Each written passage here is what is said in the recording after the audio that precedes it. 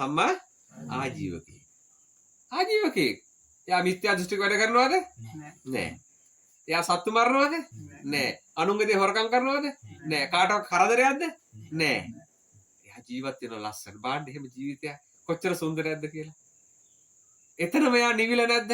එතනම එයා නිවන් ගිහින් නැද්ද? එයා නිවනේ රසයේ භුක්ති විඳින්නේ නැද්ද? මට කියනකොට දැනෙනවා ඒක. මට ඔබට පැහැදිලි කරනකොට ඒ රසය දැනෙනවා නම් එතනටපත් වුණොත් කොහොම රසයක් ඇතිද කියලා හිතාගත්ත හැකි. හරි. දැන් කීයද 11යි අතන 2යි 13යි. දැන් මේ 13ක් වූ ගුණාංග පිරිච්ච කෙනාට 13ක් වූ ගුණයෙන් ඉහපත් ජීවත් වෙන කෙනාට මොකක්ද ඊළඟට වැඩෙන්නේ? වායමති විරියන් ආරබති දිත්තන් පක් ගන්නාදි පජාන. සතර සම්ප්‍රප්පදාන වීර්යය කතා කරන්න දෙයක් නෑනේ. එයාට සතර සම්ප්‍රප්පදාන වීර්ය ගැන ආයි උගන්වන්න ඕනද? එයාට සතර සම්ප්‍රප්පදාන වීර්ය ගැන බණ කියන්න ඕනද ආයේ? එයාට සතර සම්ප්‍රප්පදාන වීර්ය ගැන ආයහපු කවුරුවක්වත් ඇඟිල්ල දික් කර යන කියන්න ඕනේ නෑ. එයාට හැම මොහොතෙම හැම තප්පරේම එයාට මොකද යටපත් කරන්න පුළුවන්? එයාට උපදින අකුසල කර්ම යටපත් කරන්න පුළුවන්. සිහි නුවණ තියෙනවා. එයාට සිහියයි නුවණයි තියෙනවා. උපදින අකුසල කර්ම යටපත් කරනකටම පෙරපසු නොවේ. නෝපන් කුසල් උපදිනවා. උපන් කුසල් උපා වැඩි දියුණු වෙනවා. නෝපන් අකුසල් යටපත් වෙනවා. නූපන් මතු මත්තේ උපදින්න තියෙන අකුසලොත් යට නැත්තරම නැති වෙලා යනවා. දැන් මොකද කියන්නේ? ඈ දැන් මේ එතකොට දැන් අතන 13යි මෙතන 4යි. දැන් මොකෝ? 17යි. දැන් මේ 17ක් වූ ගුණාංග වඩාගෙන ජීවත් වෙන මේ මිනිස්සයාට ඊළඟට මොකද වෙන්නේ? මොකද වෙන්නේ ඊළඟට? සතිනේ සම්මා. අන්න එයා මොන සිහියෙන්ද ඉන්නේ? සම්මා සති. සම්මා සති. ඔතනින් එහාට කතා කරන්න ඕනේ නෑනේ. ඔතනින් එහාට කතා කරන්න ඕනද දෙයක්? කතා කරන්න ඕනේ නෑ. ඔතනින් එහාට කතා කරන්න දෙයක් නෑ. එයා සම්මා සතියේ ඉන්නවා කියලා කියන්නේ මෙයා එතනින් එහා එයා සෝවාන්. එයා සෝවාන්. සම්මා සතියට ආවා කියලා කියන්නේ මොකද්ද? සම්මා සතිය කියලා එතනත් කාරණා ටිකක් තියෙනවනේ. ඒක අපි එතනින් එහාට කතා කරන්න අවශ්‍ය නැහැ. දැන් තේරෙනවද මේකේ කල යුතු දෙයක් තියෙනවා. ප්‍රැක්ටිස් කල යුතු දෙයක් තියෙනවා. මේ ප්‍රැක්ටිස් කල යුතු දේ කරන්නේ නැතුව තමන්ගේ ජීවිතයට මේක යොදාගන්නේ නැතුව මේ රසය විඳින්න බෑ උපාසකමක්. එතන තමයි රහස තියෙන්නේ. මෙතන හුදු කියමනක් පමණයි මේවා. මේ ගෞතම මේ ලෝකේ බුදුවරු පහළ වුණේ හරිද? මේ සියල්ල විනිවිද දැකලා උන්වහන්සේලා කල්ප ලක්ෂ ගණන් ඇස්සිස් මස්ලේ දන් දීලා පරීක්ෂණය නිරීක්ෂණය නිගමනය කරලා සියල්ල අගමුලක්සේ බලලා මේක කරලා අතමුලක්සේ කරලා ශ්‍රාවකයට දේශනා කළා. ශ්‍රාවකයා මොකද කරන්නේ? ප්‍රැක්ටිස් කරන්නේ නෑ. උරගාලා බලන්නේ නෑ.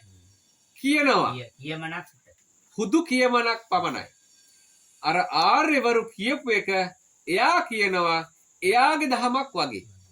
නිකන් හරියට මම අවබෝධ කරගත් එකක් වගේ මම මහා ලොක්කෙක් වගේ එක කියනවා. නිකන් හරියට මම ඒක අවබෝධ කරගත්තා වගේ කියනවා.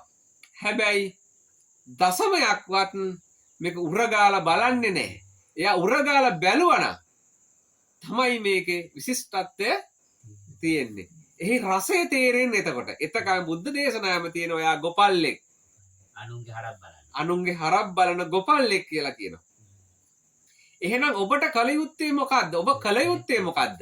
සම්මාදිට්ඨිය අවස්ථා 4 දැකලා තමාට උපමා කර ගැනීම පමණයි කල යුත්තේ. එතකොට අනිත් ටික නිකන් ඔටෝ වෙනවා. අනිත් ටික ඔටෝ කියන්නේ අනිත් ටික හේතු ප්‍රත්‍ය හැටියට වාට ලැබෙනවා. දැන් සම්මාදිට්ඨිය. ඒ කියන්නේ පස්සෙත් මෙහෙමද? දැන් හේතුවකට ඵලයක් නෙමේ තියෙන්නේ. මේක චේන් එකේ පුරුක් වගේ. එතකොට මුල් පුරුක හොයා ගන්න ඕනේ. මුල් පුරුක තමයි සම්මා දිට්ඨිය කියලා කියන්නේ. දැන් හැබැයි මෙයාට සම්මාදිට්ඨිය ඇති කර ගන්න නිකන් බැහැනේ. අර අවස්ථා හතට මුහුණ දෙන්න. ඒක සම්මාදිට්ඨිය කියන එක මට නිකන් ඇති කර ගන්න බෑ. බෑ. මෙයා සම්මාදිට්ඨිය කියන එක ඇති කර ගන්න නම් එයා දුක කියන එක විනිවිදව දකින්න ඕනේ. දුකට හේතුව විනිවිදව දකින්න ඕනේ. දුක නැති කළ හැකි කියන එක විනිවිදව දකින්න ඕනේ. අවබෝධය දකින්න ඕනේ. එහෙනම් ඒකිනුත් පළවෙනි එකනේ දුක කියන එක විනිවිද දකින්න. ඒතර දුක කියන එක විනිවිද දකින්න මනුස්ස භූමියේ ඕන තරම් ඔපචුනිටිස් තියෙනවා. මනුස්ස භූමියේ ඕන තරම් මොනවද තියෙන අපිට? අවස්ථා තියෙනවා. අන්නේ අවස්ථාවන් තමාට උපමා කරමින් මනසට ඒක කිඳා බස්ස ගන්න ඕනේ. නිකන් දන් දෙදී හිටියයි කියලා වැඩක් නැහැ. නිකම් බණ හිටිය කියලා වැඩක් නැහැ. වැඩක් තියෙනවා. නමුත් අල්පඵලයි. මහත්ඵල ගන්න නම් එයා තමගේ ලේවට කාවද්ද. අන්න ඒකට තමයි කියන්නේ ප්‍රඥා බුද්ධිය කියලා. ඒකට මොකද්ද කියන්නේ? ප්‍රඥා බුද්ධිය කියලා කියන්නේ ඒකට. ඒතර ප්‍රඥා බුද්ධිය කියන එක නිකම් ඇති වෙන එකක් නෙමෙයි. ප්‍රඥා බුද්ධිය කියන එක ඇති කරගත යුතු දෙයක්. මොකද්ද කරන්න ඕනේ? තමා විසින් ඇති කරගත යුතු දෙයක් තමයි ප්‍රඥා බුද්ධිය කියලා කියන්නේ. එහෙනම් තමා විසින් ඇති කරගන්නේ කොහොමද? වීර්යයක් කරලා ඉවරලා ආරක උපමා කරලා. දෘෂ්ටිවාදියා දකිනවා. එයා දකිනවා ජාතිය පහළ වෙන එක. එකදා උපන් දරුවෝ එයා දකිනවා. එයා මරණ ගෙදර දකිනවා. එයා ලෙඩ වෙලා ඉන්නවා දකිනවා. එයා වයසට ගිය මිනිස්සු දකිනවා. එයා සිරකරුවන් දකිනවා. මෙයා දැකලා මේ මට මේක වෙලා තියෙන්නේ කියන අවබෝධ ඥාණය ඇති කරගන්න. තේරුණාද කියන්නේ? ඒකයි ආරම්භය. ඒක තමයි ආරම්භය. එතන තමයි මුල. සම්මාදිට්ඨිය අවශ්‍ය කරන්නේ. එතකොට තමයි සම්මාදිට්ඨිය කියන එක ඇති වෙන්නේ. දැන් මේක තමා විසින් තමාට උපමා කරමින් තමාට ගලපමින් මේ බැලිය යුතුයි මානසිකාර වශයෙන්. ඔබ දාර්ශනික විය යුතු නැහැ. මම දැන් මේ අවස්ථාවේදී මේ උදාහරණයක් වශයෙන් මම අසනීප වෙලා ඉන්නේ කියලා මම දකින්න ඕනේ. දකින්නවා අසනීප වෙච්ච කෙනෙක් දැකලා. ඔව් ඒක තමයි මම වෙන්න කලින් මම අර තව කෙනෙක් දැක්ක කියන්නේ එයාගේ අසනීප දැන් මට හැදියාවක් තියෙන්නේ කියලා මම උපමා කරගන්නවා. අන්න හරියට හරි. හරියට හරි. උපමා කරන්නේ. දැන් අපි පළමුව කරන්නේ දුක් වෙන එකනේ. අපි පළමුව කරන්නේ එයා දැකපු ගමන් දුක් වෙනවා. දුක් සහගත සිතුවිල්ලක් හදවත තුළ උපදිනවා. ඒ කියන්නේ අර සාධාරණීකරණ හදන්න. ඔව් දුක් සහගත සිතුවිල්ලක් හදවත තුළ ඉපදෙනකටම පෙරපසුනේ මොකද වෙන්නේ? මනස මොකද වෙන්නේ? පාප කර්මයක් රැස් කරගන්නවා. නූපන් අකුසලයක් උපදවනවා. නූපන් ඉපදිලා නැති අකුසල කර්මයක් උපදව ගන්නවා. ඒකටයි සීය තියාගන්න කියන්නේ ඒකයි. ඒක අනුමෝදන් වෙනවා. අනුමෝදන්. අරයා කරපු කර්මය අපි අනුමෝදන් වෙනවා. දැන් සතෙක් හරි හැප්පිලා ඉන්නව මැරිලා. මිනිස්සෙක් හැප්පිලා ඉන්නව මැරිලා. ඒක ටක් ගාලා ශෙනිකවම දුක ඇති වෙනවා. එයා ටක් ගාලා ඇති කරගන්නනේ මොකද්ද? මේ මට තමයි මම මේ තමයි කුඩු වෙලා ඉන්නේ මේ. මම තමයි මේ කෑලියට කුඩු වෙලා ඉන්නේ. කියලා එන්නකොටම අන්න ඉහමල රත් වෙනවා. ඒතකොට සී කල්පනා. අයි මොකද මට නෙවුනේ? මට නොවන තාක් දාර්ශනිකයිනේ. අනේකරි. ඒකයි. තමන්ට උන දාටයි ඒක දැන් තමන්ට උන දාට නේ දාර්ශනිකකම නැති වෙන්නේ. අන්න දැන් තමන්ට උන දා වෙනකොට වැඩේ වෙලා ඉවරනේ. දැන් වෙන්න කලින් මාර්ග දැන් යනකොට කුඩු වෙලා. අන්න මගේ කෑල්ටි තමයි කුඩු වෙලා තියෙන්නේ. අන්න බලන්නකො ඉහෙම රත් වෙන හැටි.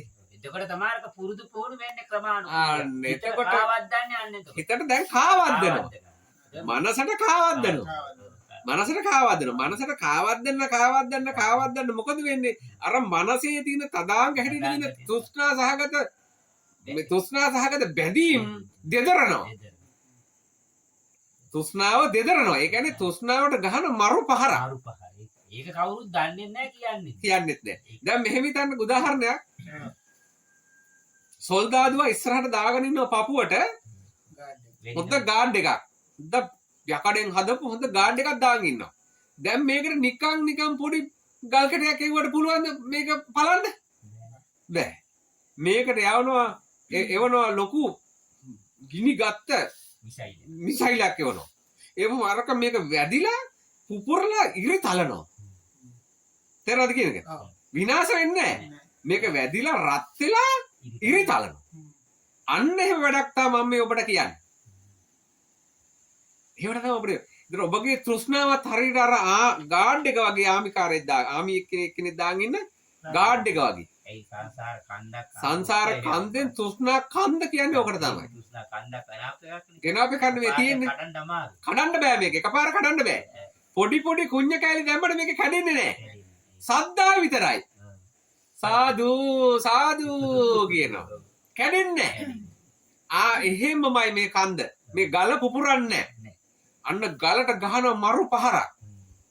ඒකයි කියන්නේ මාරයාගේ හරි නිලේ බල්ලා ගහන්න ඕනේ කියලා.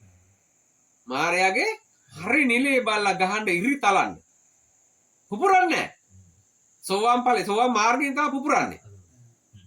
ඉරි තලලා ගහනවා. තමාට දැයෙන්නේ නැති මේ පළවෙනි පාර දෙක තුන. ගහගෙන යන මරණගේ දකින්නකොට මම තමයි මේ නියත වශයෙන් මැරිලා ඉන්නේ. මම තමයි මේ කුඩු වෙලා කෑලි වෙලා මගේ මස් කෑලි ටික තමයි මේ තියෙන්නේ. මානසිකාර කරනවා. කරලා බලන්නකෝ ඉහමල රාත්තේ එකපාරයි කරන්න ඕනේ. ඊට පස්සේ අනික ඔටෝ වෙනවා. මෙහෙම දිගින් දිගට මෙයා මේක පුරුදු පුහුණු කරනවා. පුරුදු පුහුණු කරන්න මේ ගලට හරියට නිකන් කුළු ගෙඩියක් අරගෙන ගල පුපුරන තැනට ගහනවා වගේ. ගල පුපුරන තැනට කුළු ගෙඩියක් අරගෙන වැරෙන් පහර එල්ල කරනවා වගේ මෙන්න මේ මම ඔබට යෝජනා කරන ජාතිය ඉපදීම කියලා දකින්න එක, එකදා උපන් දරුවා දකින්න එක, මරණ ගෙදරට ගිහිල්ලා Tamanට උපමා කරලා බලන එක, ව්‍යාධියට පත් වෙලා ඉන්නකොට ව්‍යාධිය Tamanට උපමා කරලා බලන එක, ඊට පස්සේ රෝග පීඩාවට පත් වෙලා ඉන්නකොට ඒක බලන එක සහ රාජඋදාහර ලක් වෙලා හිරගෙදර මරණ දඬුවමට ලක් වෙලා ඉන්න පුද්ගලයා දකින්න එක. මේ 5 දෙනා දකින්න පුළුවන් මේ මනුස්ස භූමියේ පමණයි. මේ මනුස්ස භූමියේ විතරයි මේ 5 දෙනා දකින්න පුළුවන්. වෙන කිසිම භූමි තලයක මේ 5 දෙනා දකින්න බෑ. ඒකයි මේකේ තියෙන ශ්‍රේෂ්ඨත්වය. ශන සම්පත්තිය කියන්නේ අන්න ඒකයි. එතකොට ශන සම්පත්තිය කියලා කියන්නේ ඒක දැකලා මෙන්න මේකේ විනිවිද ගියපු නුවණ දර්ශනය ඇති කරගන්න පුළුවන් එකට තමයි ශන සම්පත්තිය කියලා කියන්නේ. ඒකයි කනකස් භාවියසු දෙසිය අහස දර්ශන කරනවන්නකට. අනෙක් මිනිස්සුත් මේක දිහා බලාගෙන යනවා. නමුත් මම බලාගෙන යන්නේ වෙනත් කෝණකින්. වෙනත් කෝණමානයකින් මම බලනවා ඒ දෙස. මම වෙනත් විදිහකට මේක කිරලා මැනලා බලනවා. අනිත් අය බලන කෝණයෙන් නෙමෙයි මම කිරන්නේ වෙනත් කෝණකින්. ලෝකෝත්තර නුවණින් මම මේ දෙස කිරලා මැනලා බලනවා. අන්න බලලා ඊට පස්සේ මට කරන්න පුළුවන් යමක් නැත්නම් ඒ දේ මම දෙවනුව ඉෂ්ට සිද්ධ කරනවා. තේරෙනවද කියන්නේ? එහෙම මම කියලා යෝජනා කරන්නේ මල ගෙදර නොගිහින් ඉන්න එයාට පිට වෙන්න එපයි කියලා කියන නෙමෙයි කියන්නේ. ශනිකව දසම ස්ථානයේ දෙවනි ಕ್ರಿයාවට එයාට ඊට පස්සේ එනවනේ මොකද අනුකම්පා වෙනවා. අන්න අනුකම්පාවක් අවිහිංසා වෙනවා. අනේ මේ සත්‍යයට මම පිට වෙන්න ඕනේ. මම පිට විය යුතුයි. අන්න වහා මෙයා ගත්න වතට. වහා මෙයාගේ ලේ ටික පිහිනවා. වහා මෙයාගේ දුකට පිට වෙනවා. එයාට මුදලක් දෙනවා. එයාට බෙහෙත් ටිකක් අරන් දෙනවා. අන්න දෙවනුවයි ඒවා සිද්ධ වෙන්නේ. ඉස්සෙල්ලා අර කරගන්න. ඉස්සෙල්ලා තමන්ගේ ආර්ය ධනෙ අරන් ඉන්න ඕනේ. අන්න තමන්ට ආර්ය ධනෙ මතක තියාගන්න සංසාරේ මෙච්චර කල් ඔබ මේ ආර්ය ධනෙ ගත්තේ නැහැ. සංසාරේ මෙච්චර කල් ඔබ මේ ආර්ය ධනෙ ගත්තේ නැහැ. ගත්තේ මොකද්ද? අනේ පව් කියලා දුකට. අනාර්ය ධන. අන්න අනාර්යයි. ඒකයි කිව්වේ මෙතනදී මේ ඥාන දර්ශනය කියලා කියන්නේ ඒ වගේ විශිෂ්ට දෙයක්. විශිෂ්ට ඥාන දර්ශනයක්. එතනදී කියනවා අපි අන්න කියනවා චක්කුම් උදපාදී. චක්කුම් උදපාදී. චක්කු ඇස. චක්කු කියන්නේ මොකද්ද? ඇස. චක්කුම් උදපාදී. ඥානං උදපාදී. ඇස නිසා මෙයා ඥානයක් උත්පාදනය කරගත්තා. අරක දැකලා චක්කුම් ඥානං උදපාදී. පඤ්ඤා උදපාදී. අන්න ප්‍රඥාව පහළ වුණා. අන්න උදපාදී. විද්‍යාව උදපාදී. විද්‍යාව කියලා මොකක්ද? විද්‍යාව. ඥාන දර්ශනය. ඥාන දර්ශනේ මේ විද්‍යාව. මේක නේද අවිද්‍යාවෙන්. අවිද්‍යාවෙන් වැසෙන විද්‍යාව පහළ වුණා. අවිද්‍යාව දුරු වුණා. ආලෝකේ පහළ වුණා. ආලෝකෝ උදපාදි. මේ ආලෝකෝ උදපාදි. අහ දහම් මැස පහළ වුණා. ආලෝකේ පහළ වුණා. ආලෝකේ පහළ මොකද උනේ? සම්මාදිට්ඨි ඥාන දර්ශනය දැන් එහෙනම් මේක ඇති කරගත යුතු දෙයක් නොවේද? වීර්ය කරලා ඇති කරගත. වීර්ය කරලා ඇති කරගත යුතු දෙයක් මනස තුල. මනස තුල වඩාගත යුතු දෙයක්. එහෙම නැතුව පුරුදු පුහුණු කරගත යුතු දෙයක්. දානේ විතරක් දිදී හිටියයි කියලා ඉවර වෙලා මල ගෙදරට ගියයි කියලා බණ ගෙදරට ගියයි කියලා කප්රුක් පැලැන්දුවයි කියලා ඔබට කවදාකවත් මේ මහා දුක්ඛ ස්කන්ධයෙන් ගැලවෙන්න බෑ. ඒක අල්ප ඵලයි මේක මහත් ඵලයි. ඒක එපයි කියන්නේ නැහැ. ඒක කරගෙන තමයි මේකට එන්නේ. ඒක අවශ්‍යයි. ඒක අනිවාර්යෙන් අවශ්‍යයි. මොකද ඒකත් කරන්න නැති කොටසක් ඉන්නවනේ. ඒ කොටස කරලා ඒ කොටසිනොත් මිදිලා උඩට එන්න කියලා අපි යෝජනා කරන්නේ. ඒ කොටස කරන්න එපයි කියන්නේ දන් දෙනවා, සිල් රකින්න වෙඩි කරනවා. කරලා අන්තිම එක තමයි මෙන්න මෙතන. මෙතනට එන්න කවුරුත් පාර පෙන්වන්නේ. කවුරුත් දන්නේ නැහැ මේ ඇතුලේ වෙන මේ මහා විද්‍යාව. දැන් බලන්න චක්කුන් උදපාදී. චක්කු ඇස පහළ වුණා. ඇස නිසයි පහළ වුණේ. අන්න ඇස නිසයි පහළ වුණේ. දැකීම තුල. දැන් මෙයාට හැබැයි චක්කුන් උදපාදී කියලා මෙයාට තව එකක් උපදව ගන්න බැරිද? මේක දැකලා පුළුවන්. මෙයාට පාර ඕන හැතකට කැපිය හැකි. අට දිසාවටම පාර කපන්න පුළුවන්.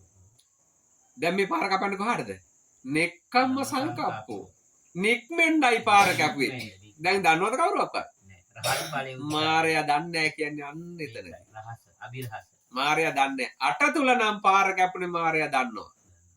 අෂ්ටලෝකේ. හරිද? අට තුලට නම් පාර කැපුනේ මාරයා දන්නවා. අෂ්ටලෝකේ. භවයක් තියෙනවා නම් කොහේ හරි මේක ඇතුළෙමයි. භවයක් තියෙනවා නම් මේක ඇතුළෙමයි. අරක දන්නවද මාරයා? ඒක දන්නේ නැහැ. ඒක එයා දන්නේ නැහැ. එතන මේ ප්‍රශ්නේ තියෙන්නේ. ඒක මම විසින් ඇති කරගත්ත දෙයක්. ඒ මොහොතේ මාරයාගේ සිත බිඳලා මරුගේ සිත බිඳලා මාරයාගෙන්ම උපද්දවගත සිත. එතකොට මාරයා දන්නවද? නෑ. මාරයා දන්නේ නැහැ. මාරයා කියන්නේ කාටද? මම මගේ කියන දෘෂ්ටිවාදයටනේ.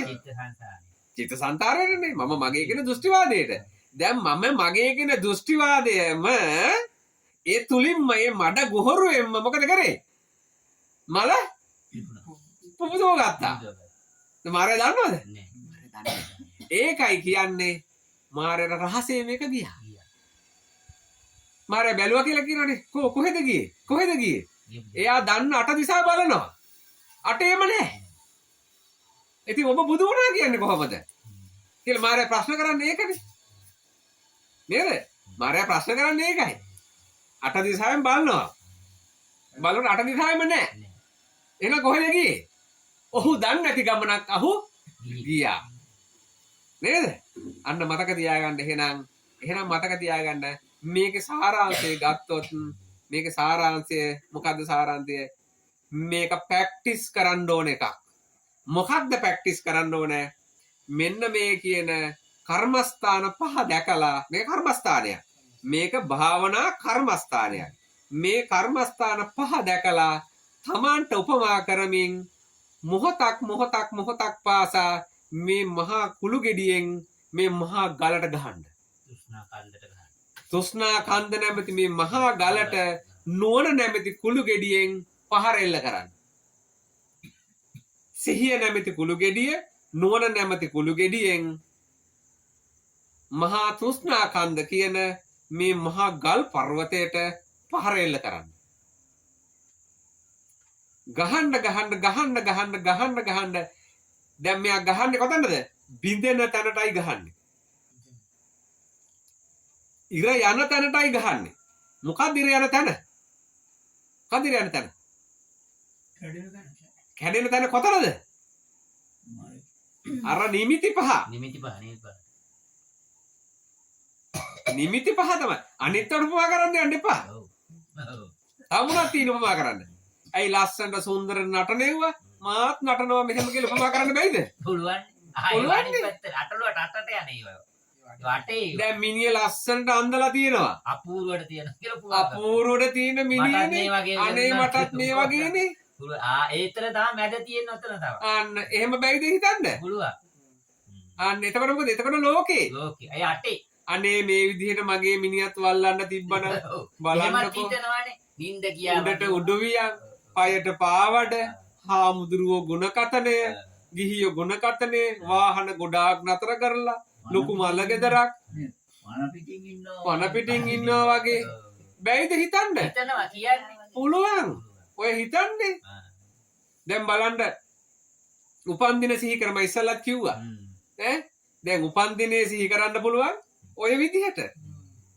දැන් එතන කැඩෙන තැනද ගල? ගල ඉර යන තැනද? වර්ධනය වෙන තැන එතන. එතන බිඳෙන තැන නෙමෙයි. අන ප්‍රඥාවන්තයා එයා ප්‍රඥාවන්තයා ගහනවා බිඳෙන තැනට. මතක තියාගන්න මේකේ අනිත් පැත්ත මම දැන් කියන්න. මේකේ අනිත් පැත්ත තමයි ඔබ බිඳෙන තැනට ගහනකොට ඔබ බිඳෙන තැනට ගහනකොට මොකද වෙන්නේ අනිත් පැත්තෙන්? බිඳෙන තැනට ගහන මොකද වෙන්නේ අනිත් පැත්තෙන්? ඈ මොකද වෙන්නේ අනිත් පැත්තෙන්? රඳවන්න උත්සාහ කරනවා දැන් ආයේ. ඔබ නෙක්ඛම්ම සංකප්පෝ කියලා බිඳෙන තැනට ගහනකොට ඔබට සැප සම්පත් ළඟා කරනවා. දැන් ජාතිය දුකයි කියලා බිඳෙන තැනට මනසකාර කරනකොට ඊට වඩා ලස්සන ජාතියක පහල කරනවා. ඊළඟ උප්පත්ති රහත් නොවුනොත් හොඳ මනුෂ්‍ය ජාතියක හොඳ ගොයිගම හොඳ කුලයක සක්විති රජ වගේ ආදී වශයෙන් දැන් ඒකනේ බොසරන් වහන්සේ එන්න කොතනද ඩෙවලොප් උනේ? සක්විති රජකම දක්වා උසස් කුලයේම දක්වා උප්පත්ති ලබන අරගෙන ආව එතනට එනකම්. ඇයි මෙයා තණ්හාව අතෑර ඉන්නේ දෙන්නකො මං අතාරින්න කියනවා මොකද කරන්නේ? එයාගේ ස්කන්ධ ධාතුන් පවා ස්කන්ධේ පවා මේ කුණු කොටස් 32 පවා මොකද කරේ? දෙසිත් මහා පුරුෂ ලක්ෂණ බවට පත් කරා. දෙන්නම් මන් නික්මෙන්න. සක්විති රජකම දුන්නා. සක්විති රජකම සියලුම සැප සම්පත් ආරූඪ කරා. මොකද කරේ? අන්න ඒකයි නෙක්ඛම්ම සංකප්පෝ කියනකොට නික්මෙන්න හදනකොට ඔබට සැප ටික වියංගයෙන් ලැබෙනවා. දැන් මේ කට්ටිය බයයි අතාරින්න. මේ ගිහියෝ බයයි අතාරින්න. පැවිද්දොත් බයයි අතාරින්න. ඇයි? අතෑරියොත් මේ සැප සම්පත් ටික නැති වෙයි. සැප සම්පත් ටික අපිට නැති වෙයි කියලා බයයි අතාරින්න. දැන් ඒක වියංගය තමයි වෙන්නේ. ඔබ සැප සම්පත් ටික අතාරිනකොට එවල සැප සම්පත් ලැබෙන්න ගන්නවා. බලන්නකො කරලා. දැන් අර විදිහට දෘෂ්ටිවාදයක් ඇති කර ගන්නකොට මමත් මැරෙනවා කියලා ඇති කර ගන්නකොට මමත් ලෙඩ වෙනවා කියලා සිත තුළ ඇති කර ගන්නකොට මරුගේ ස්කන්ධ ධාතුන් වලට වැරෙන් පහර දෙනකොට මෙයා මොකද කරන්නේ? තව සැප සම්පත් ගෙනල්ලා දෙනවා. තව සැප සම්පත් මෙයා ගෙනල්ලා දෙනවා. ඇයි ගෙනත් දෙන්නේ? සසරේ තියාගන්න. දැන් තණ්හාවෙන් එකතු කරන්න මෙයා සසරේ රැඳි තව දුකටම යනවා. තණ්හාව අතාරින්න මෙයා සසරේ නික්මෙන ගමනෙන් උඩටම යනවා. බලන්නකො අභිරහස. ලැබෙන්න අරයා තණ්හාව ඇති කරගෙන අවීචි මහ නිරය දක්වා ගමන් කරනවා. මෙයා මේවා ලැබෙන්න අත්තර නිවන් මාර්ගය දක්වාම ගමන් කරනවා. දැන් මාර්ග දෙක පැහැදිලි නැද්ද? අත්හරින කෙනාට නේද එහෙනම් සැපවත් විදිහට නිවන් දකින්න පුළුවන්. අත්හරින්න නැති කෙනාට සැපවත් විදිහටවත් බෑ නේද නිවන් දකින්න. එයා හැමදාම මේ අට තුල නේද ඉන්නේ. මේ කොහේ හෝ තැනක උප්පත්ති ලබනවා නේද? එහෙනම් ඕකට නේද අවිද්‍යාව කියන්නේ. ඕකට නේද මෝඩකම කියන්නේ. තණ්හාවෙන් අල්ල ගන්නකම නේද මෝඩකම කියන්නේ. අත්හරින්න නේද නුවණක්කාරකම. අත්හරින්න මෙයාට ලැබෙනවා කියන්නේ මෙයා දන්නවා. මෙයා අත්හරින්න ලැබෙනවා කියන්නේ මෙයා දන්නවා. ප්‍රඥාවන්තයා දන්නවා. මෙයා දන්නවා මේ ස්කන්ධ ධාතු ටික ගරහන්න මේ වගේ තව ස්කන්ධ ධාතු මට ලැබෙනවා කියන්නේ දන්නවා. දැන් මම දන්නවා ඒක. මම දන්නවා මේකට ගරහන්න මම දන්නවා මාර්ගය රහත් නොවුනොත් මට ඊළඟ ආත්මේ මීට හොඳ ස්කන්ධ ධාතු ටික ලැබෙනවා කියන්නේ. ඒ ලැබෙන්න මම තව ගරහනවා. එහෙනම් මේක මේ සංසාර ගමන දුකක්ද ඒ විදිහට ගත්තොත්? ඈ? ඒ විදිහට ගත්තොත් මේ සංසාර ගමන දුකක්ද? ඇයි දුකක් නෙවෙයි කියන්නේ? අත්තරින්ද ලැබෙනවා මේ අත්තරින්ද මෙයාට මොකද වෙන්නේ? උපේක්ෂාවෙන් මෙයා උපේක්ෂා අත්තරින් මොකද වෙන්නේ? මෙයාට සැප සම්පත් වස්තු සැප සම්පත් මෙයාට ළඟා කරනවා. දැන් බලන්න මම උදාහරණයක් කියන්නම්. කිඹු මහක්වත් ගියපු නැති රහතන් වහන්සේ නමක් හිටියා බක්කුල කියලා. මොකද්ද හේතු ප්‍රත්‍ය? සංසාරේ හේතුපත්‍ය මොකද්ද? කිඹු මහක්වත් ගියේ නැත්තේ ඖෂධ පූජා කරා. ඒ ඖෂධ පූජා කරපු එකේ ප්‍රතිවිපාකේ තමයි ඔය විදිහට කිඹු මහක්වත් යන්නේ නැතුව මේ සංසාරේ ඉස්සරහට ගමන් කරේ. එහෙනම් මතක තියාගන්න කවුද මේ සීවලී මහරහතන් වහන්සේ දානේ පූජා කරලා. ප්‍රත්‍ය අග්‍ර. එතකොට මහා කාශ්‍යප මහරහතන් වහන්සේ එතන මේ එක එක අය ගත්තාම එක එක කෑලි වර්ධනය කරගෙන ආපු අය. එහෙනම් මේ ඔක්කොම සම්පින්ඩනයක් වුණොත් මොනවා වෙයිද? මේ ඔක්කොම සම්පින්ඩනයක් වුණොත් මොනවා වෙයිද? අන්න ඒකයි කියන්නේ මෙතන අභිරහසක් තියෙනවා. මෙන්න මේ අභිරහස තමයි ඔබ ජයග්‍රහණය කළ යුත්තේ. මේ අභිරහස ඔබ දැනගත යුතුයි. එහෙනම් ඔබට කරන්න තියෙන්නේ මොකද්ද? ඔබට කරන්න තියෙන දේ විතරක් ඔබ කරන්න. ප්‍රතිඵලයේ බලාපොරොත්තු වෙන්න එපා. කරන්න තියෙන කොටස කරන්න. ක්‍රියාව කරන්න ඔබට ප්‍රතිඵලය ලැබෙයි. ප්‍රතිඵලය ගැන වෙහෙසෙන්න එපා. ක්‍රියාව ගැන වෙහෙසෙන්න. ප්‍රතිඵලය ගැන වෙහෙසෙන්න එපා. ක්‍රියාව ගැන වෙහෙසෙන්න. ක්‍රියාව ගැන වෙහෙසෙනකොට ඔබට ප්‍රතිඵලයේ નિરાයාසයෙන් ඔබ කරා ළඟා වෙයි.